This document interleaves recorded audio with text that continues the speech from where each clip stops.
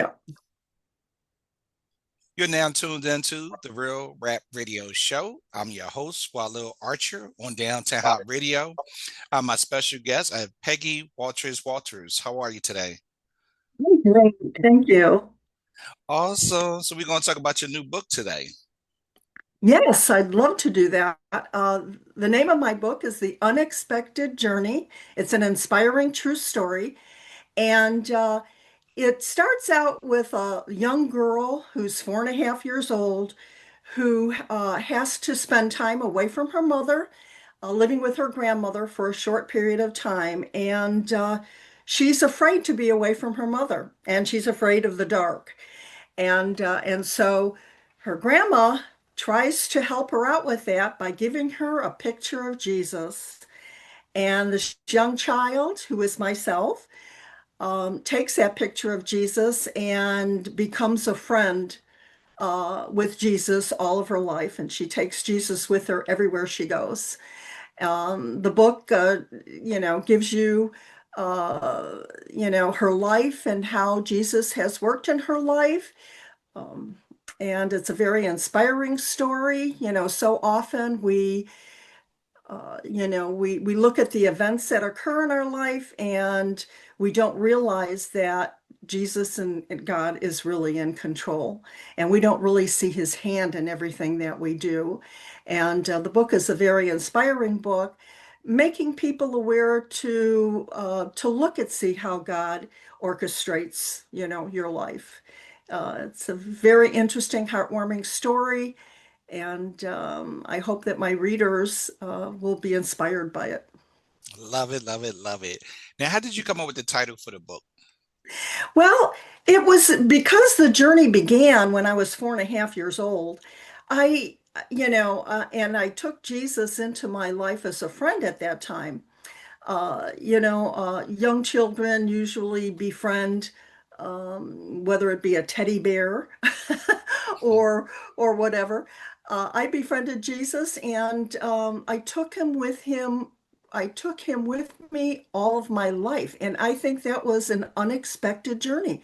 I don't think that most people um, do that, and it's a shame that they don't, because having Jesus in my life, all of my life, has been a very rewarding experience for me. He's taken me down roads that I never would have taken myself. So the journey has always been an unexpected journey with him. Okay, how long did it take you to write the book? The book didn't, I was inspired to write it, and it didn't take me long actually to write the book. It took me just a few months. But I had to shelve my work, if you will. My husband took ill, and I had to focus on his situation, his health situation. And I got back to the book a year later, and it was actually published last fall. Okay. Now, what were some of the things you learned after you written the book? Well, things that I've learned is that it acts as an inspirational book more than I thought that it would. My readers have told me that they were inspired by it. They truly were inspired by it. Some of the readers that know me personally said that the book helped them to relate and understand who I was. Um, it helped them to it just explained to them who I was. Um, I don't know if that's answering your question very well or not. Okay, out of your book, what would you say your most memorable chapter was? Well, I call some of the events in my life with Jesus as God stories. And, so one event in particular was with an investor. I'm a retired part-time loan originator. This is what I've done for a living. And I was a loan originator at this time, and an investor came to me and asked me if I could personally lend him $40,000 to pay his property taxes. And he came to me the day that the property taxes were due. And I said, whoa, $40,000 is a lot of money for me to give to someone that I don't know other than him just being a client. So I said, I'm going to have to call you back. I immediately went to prayer and started talking to Jesus. And after about a half hour of prayer, my doorbell rang. And it was a courier delivering a mortgage package to me because I was working from my home. And the courier gave me the package. I signed for it, and I was about ready to close the door. And he said, Lady, I don't know what this means, but God just told me to tell you it's going to be all right. I said, What?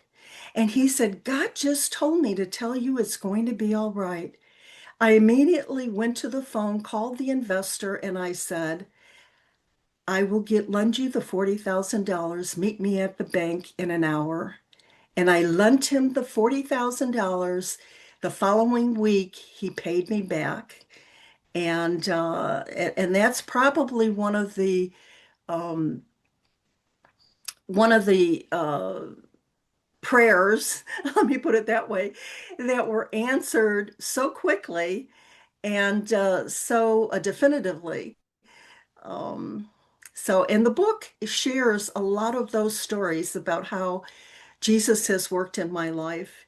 And I believe that Jesus will work in anyone's life. God is there for all of us. Um, but he doesn't want us to be a fair weather friend.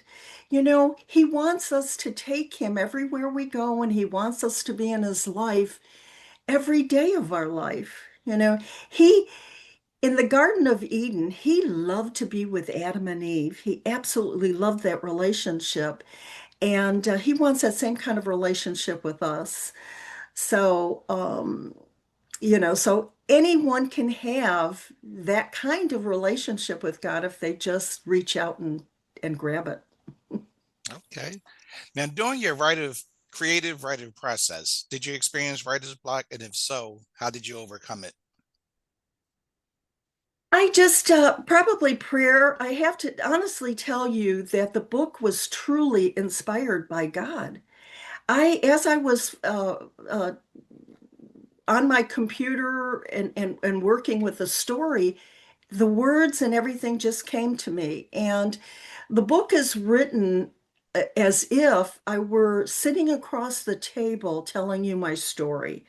It's a short story, easy to read, simple language. And it was intended to be that. I could see that that's what God wanted. He wanted a heartfelt story shared to people to see how he can work in your life, just as he's worked in mine. Now, within your book, is it set up as stories or chapters? It's set up as it's a story, and there are chapters, because there are chapters of my life. But it is set up as a story, and my readers, those that I know of personally, have said to me, Peggy, I didn't want the book to end. It was a page turner for them. It's a short book. And you can read it in about an hour and a half. And everyone who started the book read it in an hour and a half. They did not put the book down to come back to it. It was a page turner for them. And so, you know, I'm hoping to write an extension of this book. That's my plan. But I'm waiting for God's inspiration to help me set up that book of how, it needs to be as a follow-up. Okay. And how many chapters is in the book? That's a good question. I don't even know that answer to that question. I'm gonna 7 chapters. Okay. So there is real short. Yeah, yeah. It's a short book. And there are some photos in the back of the book that give my readers a visual of what I'm talking about, throughout the book. Um, it, it's a it, it's a book that I don't know. It's a warm and fuzzy book. Does that make sense? It does. Now, how would you describe your book cover? Well, it's a dogwood. Uh, it's the dogwood, which is I